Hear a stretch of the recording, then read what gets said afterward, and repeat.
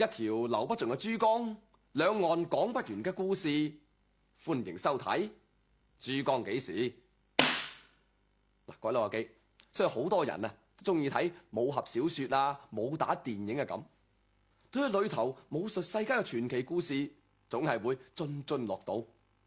遺憾嘅係無緣一睹佢哋嘅風采。查實啊，響我哋身邊就有武術世家啦。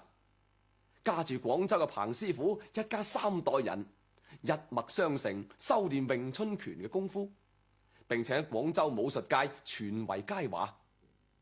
呢一個武術世家就好似武俠小說裏頭嘅人物一樣，有住好多有趣嘅古仔。下邊我哋事不宜遲，一齊去睇睇呢個廣州嘅武術世家究竟係點樣一回事。仲係嗰句呢，我飲茶，你睇片。現在拜師儀式開始，請黃俊林向師傅敬茶。請師傅飲茶。師傅飲茶。今日係詠春拳師傅彭宗敏收新徒弟嘅大日子。3個新徒弟入邊，最特別嘅就係呢一位藍眼金毛嘅外國人。佢居然能夠講流利嘅廣州話，仲識得中國嘅跪拜大禮添。來賓，師傅請喝茶。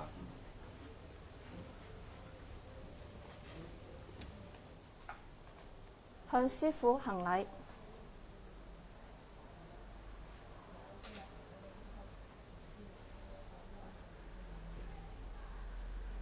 勿坐。師傅請飲茶。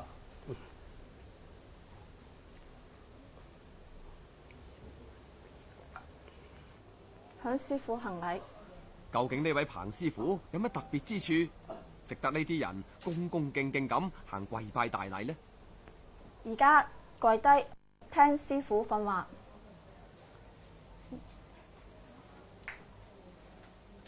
今日我正式收你哋為徒，咁樣從今日開始，你哋就係詠春拳門下嘅正式一員。為師嘅我呢，會將自己幾十年嚟專心鑽研、刻苦修煉出嚟嘅詠春拳術，毫無保留咁樣教俾你哋。我祝你哋早日學業成功。多謝師傅。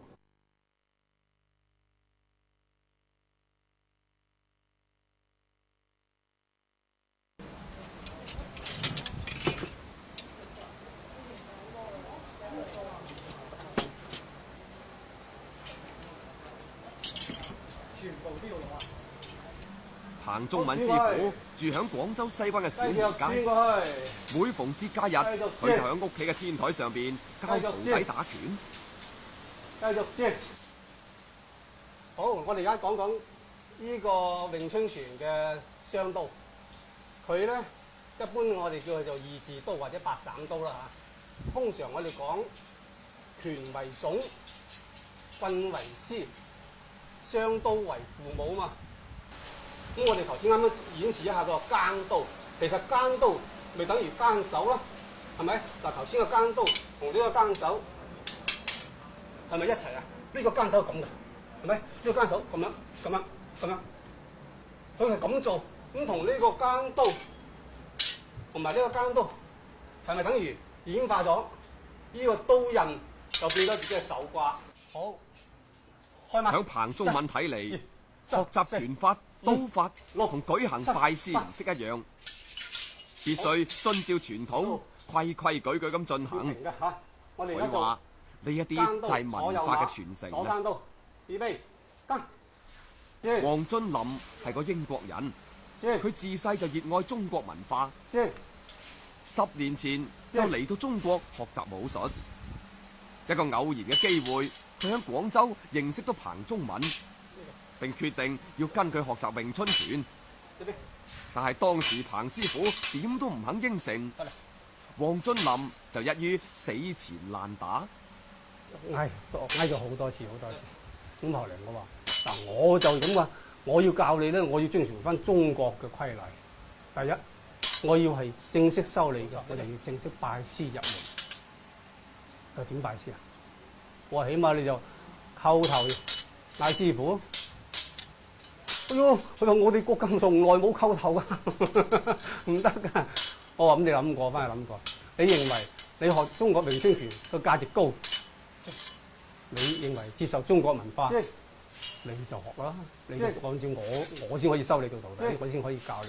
假如你唔係按我中國嘅文化咁收，我唔收。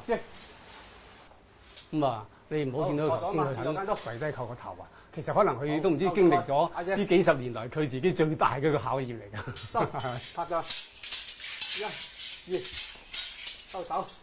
彭宗敏係彭家詠春拳嘅第二代傳人。佢5歲開始跟住爸爸學習詠春拳，14歲就能夠幫爸爸代課授徒。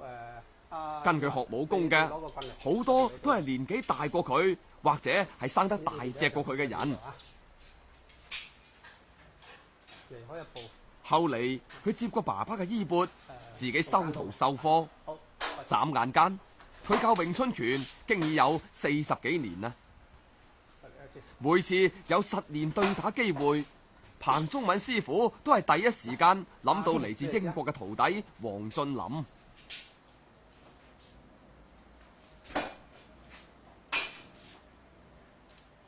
OK， 都係咁樣學，就係、大家都知道啦，都係即係呢個耕刀其實有得耕手啫嘛，你好似耕手咁用就得噶啦。咁啊，接下45度角嘅呢個90度嘅45度角呢個上嚟嗰啲，全部都係用呢個耕刀，不如耕手一樣，接腳接棍接下手都一樣。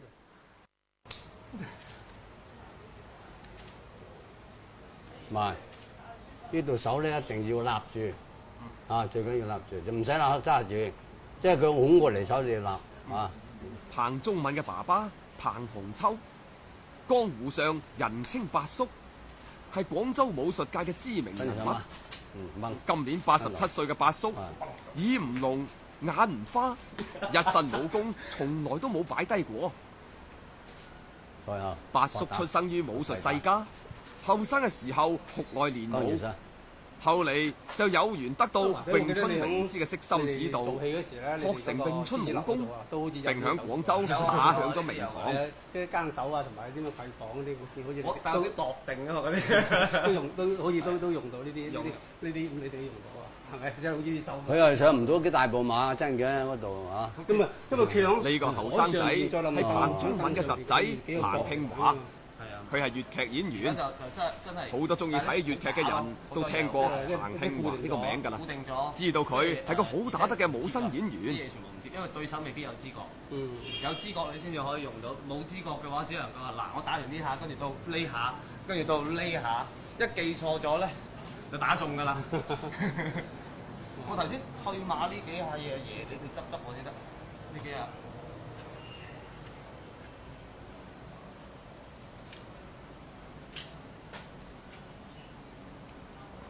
係咯，啊！你可以再立我㗎，立我腿嗰隻，咁咪得咯，上啊，係嘛？即係往日一立就會過咗呢邊。咁咧，一立嗰個。一立呢邊就直接係咁骨。係嘛？咁上啦。你一定個人要有錢，個馬要生動。啊，嚟再嚟。呢啲係快嘅，呢啲係偷流手。偷流手。哦。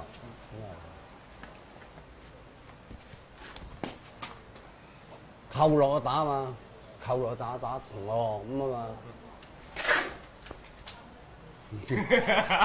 最呢嘢最叻啊！呢嘢最叻。彭慶華而家係廣東粵劇院青年劇團副團長。代表作之一係呢一出粵劇折子戲《大鬧獅子樓》。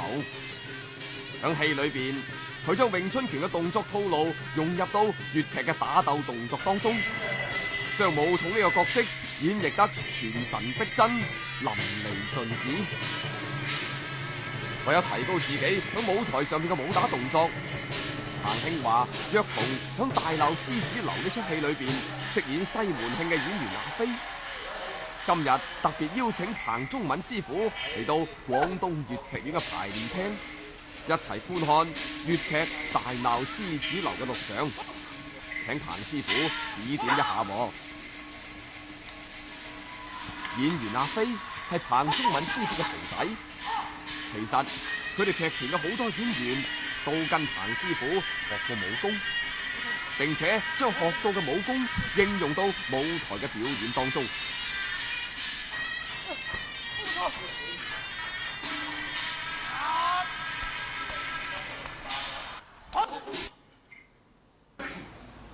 係，或者我覺得啊，你哋加入咗詠春落去咧，咁個個對打嗰啲真係好睇好多，即係成個感官都唔同，會真好多，係真好多。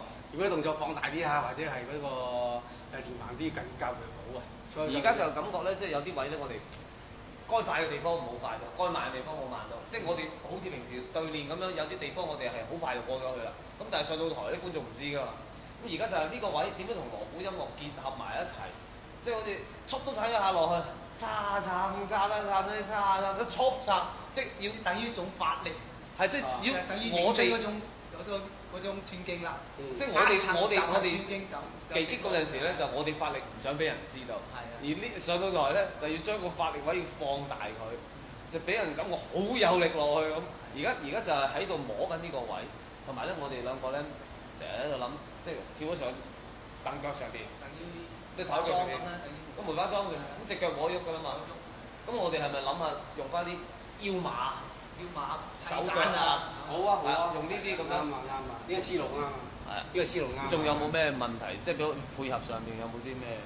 唔係嘅，你就加埋呢個腰馬，只要你熟，即係將佢做熟佢，OK 嘅。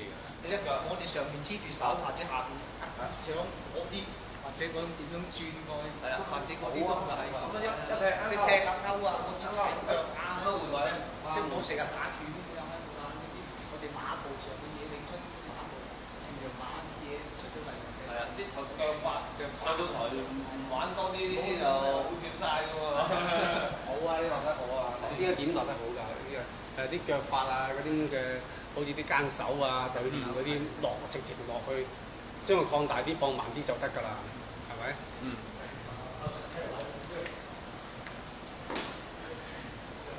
咁樣嘅嗰種幅度會唔會細？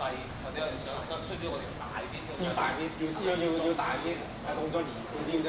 即係將啲誇張啲，攞少少腰馬落去。我啱先就知，好似咁打咧就等於詠春個個 Q 手。係啊，我哋又變咗。我哋如果要大嘅，要大啲。我哋試下放大啲嚟睇。師傅。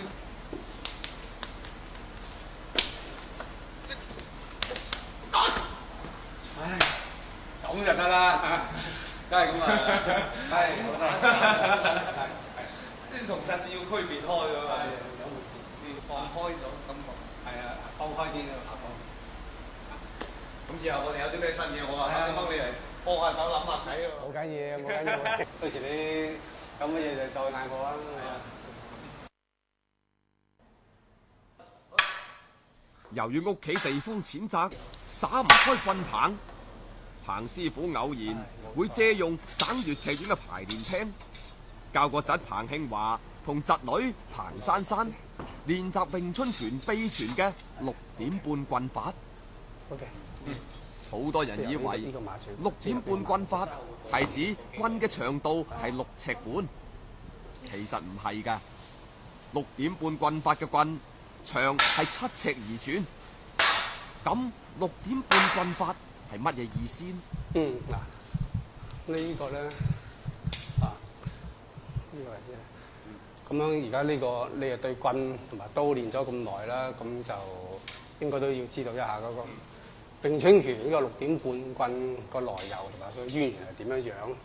我哋嘅前輩啦前輩咁佢哋響紅船嘅時候咧流傳嘅時候就用我哋嘅詠春拳去同啲少林高僧，佢有緣啊嘛，有一個機緣俾佢去交流兌換翻嚟嘅。即係攞一套拳換咗少林嘅一套棍翻。啊，其實6點半棍簡單咁講咧，用廣州話嚟講就係6招半。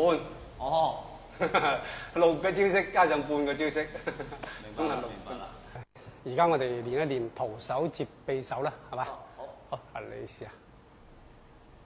向好多武術門派當中，都有空手入白刃嘅搏擊技法。詠春拳亦都一樣。其實你以下咧，彭中敏就經常教導侄女珊珊練習呢一個實用嘅技法。要制服佢，要達到佢即係話失咗勢為止。你唔可以俾佢咁生，佢會翻生噶嘛，佢仲會有第二下俾你㗎，係咪？嗱，打個比方，我示範下俾你睇。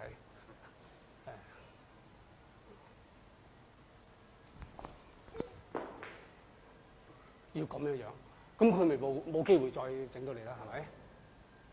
但係唔可以少睇喎。假如係短短一個2、3公分嘅匕首，呢個刀肉足可以刺到你心臟㗎啦喎，啊，可以傷及你生命㗎啦。所以對方一揸親利器嘅話，你不論點樣樣，你都要落足心機對付佢。講個笑話啦，咁有一個佢本身就開健身院嘅，佢做健身教練嚟㗎。咁佢手瓜好粗，咁佢嗰次喺公交車嗰度咧，佢就發現個小偷掹佢個荷包咧，一手就叉住個小偷。佢手瓜好粗啊，個小偷好幼個手，但係嗰個小偷另外一隻手一揞就揞一把匕首仔篤住佢。